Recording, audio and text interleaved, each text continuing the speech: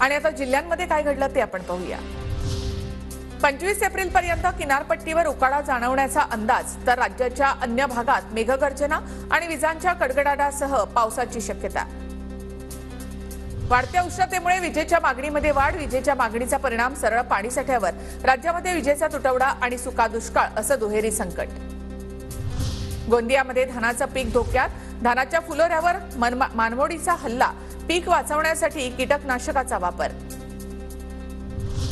उन्हाच्या झळांचा केळीला फटका, जळगाव सोलापूरमध्ये 15,000 हेक्टरवर केळी बागांचं नुकसान, पाण्याअभावी झाडांची खोडं कमकुवत झाली। नागपूरमध्ये पुन्हा ढगाळ हवामान आणि रिमझिम पाऊस, उष्णतेपासून त्रस्त नागरिकांना काहीसा दिलासा, हवामान विभागाकडून काही भागामध्ये अवकाळी पावसाचा इशारा।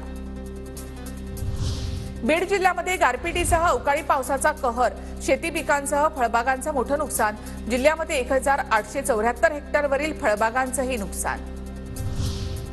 लातूर जिल्ह्यामध्ये वादळी वाऱ्यासह झालेल्या पावसामुळे आंबा बागांचं मोठं नुकसान, काढणीला आलेल्या आंब्याचं नुकसान झाल्यामुळे शेतकरी अडचणीत।